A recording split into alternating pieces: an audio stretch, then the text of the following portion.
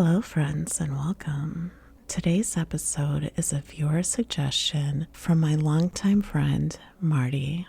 Thank you, Marty, for this suggestion, and I hope you have a fantastic birthday.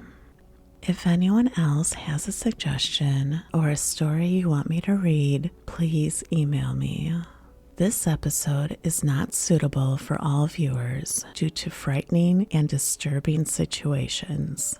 Viewer discretion is advised. By the summer of 2010, the municipality of San Fernando in the northern border state of Tamaulipas had become one of the most dangerous corridors in Mexico for migrants traveling towards the United States.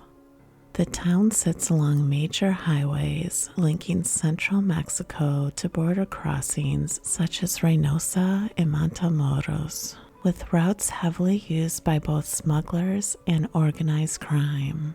Bus drivers, freight train operators, and migrant shelters have begun warning travelers about armed checkpoints appearing along rural roads. Smuggling guides known as coyotes increasingly altered routes to avoid known cartel zones, but many migrants had little choice but to pass through San Fernando. On August 24, 2010, an 18-year-old Ecuadorian migrant stumbled into a Mexican military checkpoint along a highway, wounded and barely conscious. He reported that dozens of migrants had been held captive at a ranch outside of town. They immediately launched a search operation. They entered a remote property and discovered a single building containing 72 victims, 58 men and 14 women, from Honduras, El Salvador, Guatemala, Brazil, and Ecuador. Personal belongings were scattered throughout the structure. Backpacks, clothing, identification papers, and small items that suggested the victims had been traveling together for days. Investigators documented evidence that the site had functioned as a detention facility. Food containers, restraints, and signs of prolonged confinement indicated the migrants had been held before the killings. According to the surviving witness, members of Los Zetas intercepted the group while they were moving north by bus and other transport methods. Armed captors transported them to the ranch and presented them with three options: pay ransom, join the cartel, or die. Recruitments typically meant forced labor as drivers, lookouts, or low-level operatives. Los Zetas were known for coercing unwilling individuals into service, particularly migrants who lacked local connections. Many refused. Authorities later described the killings as systematic and deliberate, intended to send a message to migrants, rival organizations, and local communities. The survivor reported that he was shot but pretended to be dead. After the attackers left, he crawled into nearby brush and eventually reached the highway. His testimony not only led authorities to the ranch, but also provided one of the clearest first-hand accounts of cartel captivity during that period. Officials later acknowledged that without his escape, the crime might have remained undiscovered indefinitely. Residents of nearby communities said ranches in the region were widely known to be occupied by armed groups. Farmers avoided certain roads, especially after dark. Suspicious activity was rarely reported due to fear of retaliation. Identification of the victims proved complex. Some carried documents, but others did not. diplomatic teams from multiple countries traveled to Mexico to assist with forensic identification and return of the remains. For families abroad, the process often took months or years. The massacre drew global condemnation and exposed the extreme vulnerability of migrants traveling through cartel-controlled territory, but it also revealed only part of a much larger system of violence.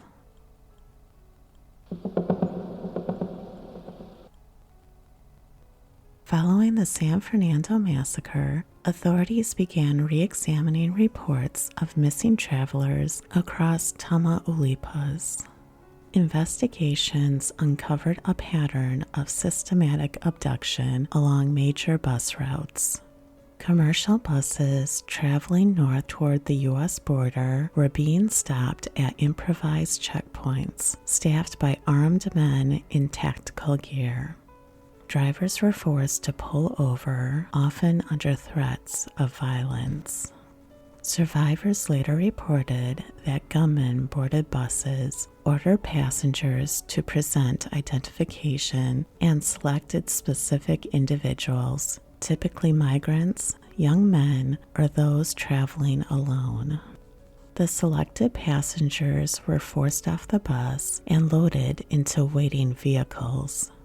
The buses were then allowed to continue, leaving remaining passengers traumatized and often afraid to report what had happened. Some drivers later admitted they had been warned not to intervene.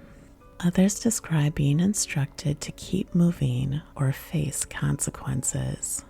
Authorities discovered that captors frequently used the victim's own phone to contact relatives, demanding ransom payments. Families in Mexico and Central America received calls instructing them to transfer money through wire services. Those unable to pay often lost contact permanently.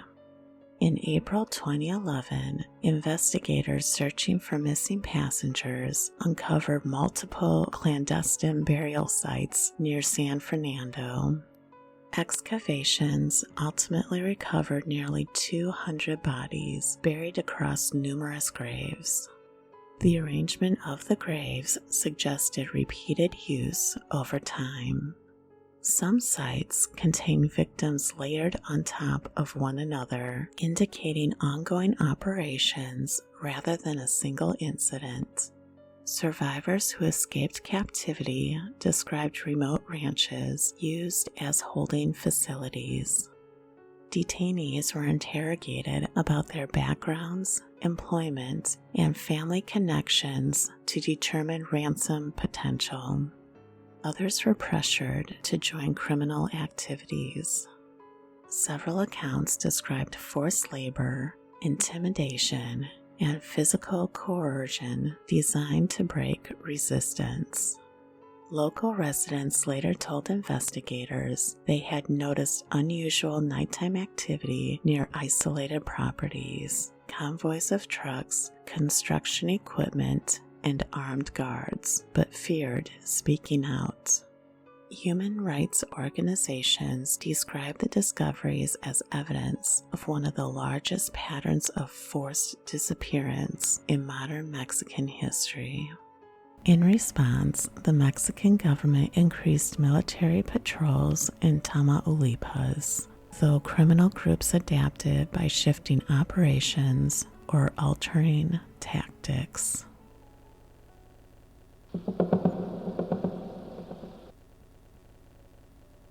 Allende, a small town near the United States border in Coahuila, has historically been part of a major smuggling route. Despite this, locals continued their daily life activities. However, in early March 2011, residents began noticing convoys of armed vehicles entering the town and nearby ranch communities. Investigations later revealed that cartel leaders suspected several local families of cooperating with U.S. authorities. possibly by providing information that allowed law enforcement to track cartel communications. Over the course of several days, armed men carried out coordinated attacks targeting homes associated with suspected informants. Witnesses described doors being forced open, families dragged outside, and properties looted. Some buildings were burned. Others were reportedly demolished using heavy machinery to erase evidence.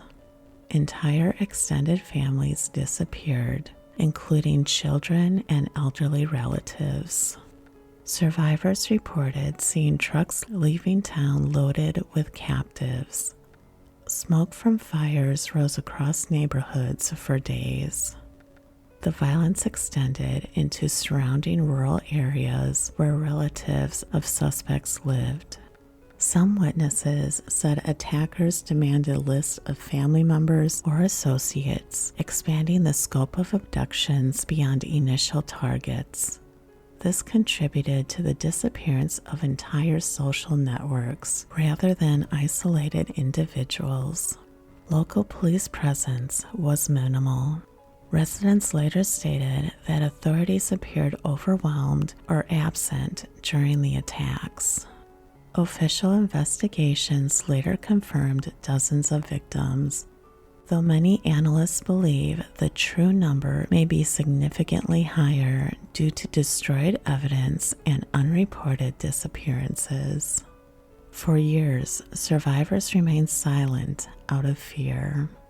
Some families abandoned their homes permanently, leaving properties to deteriorate. When investigators later returned to reconstruct events, they found crime scenes largely erased and witnesses still reluctant to cooperate. Allende became one of the clearest examples of collective retaliation, not just at individuals, but at entire communities perceived as disloyal.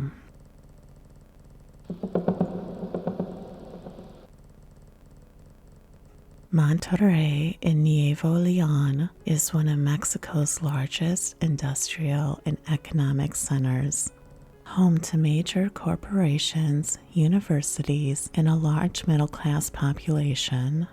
Prior to 2011, many residents believed the city's economic importance insulated it from the extreme violence affecting border regions.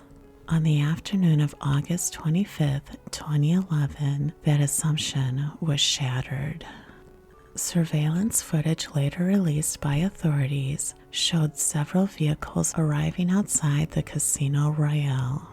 Gunmen entered calmly, carrying containers filled with fuel. They dumped the fuel near entrances and ignited it before fleeing. Patrons inside initially struggled to understand what was happening. Some believed the smell of fuel indicated a mechanical problem. Thick smoke filled the building within minutes, spreading rapidly through the ventilation systems. Many victims were older adults who made up a large portion of daytime patrons. Survivors later described panic as visibility dropped and people searched desperately for exits. Some attempted to break windows, others crawled along the floor to avoid smoke. Emergency responders arrived to find flames and toxic smoke pouring from the structure. Firefighters conducted rescue operations under extremely hazardous conditions. 52 civilians died. Investigators linked the attack to an extortion dispute, stating the casino had allegedly refused to pay protection money demanded by organized crime. Public anger intensified when reports surfaced that the establishment had faced prior threats. Families of victims demanded accountability for both the attackers and regulatory failures, including inadequate emergency exits and oversight. The tragedy sparked national calls for stronger enforcement against extortion networks and illegal gambling operations. For Monterrey residents, the attack destroyed any sense of immunity from cartel violence. Memorials for the victims were established, and the event remains one of the deadliest assaults on civilians.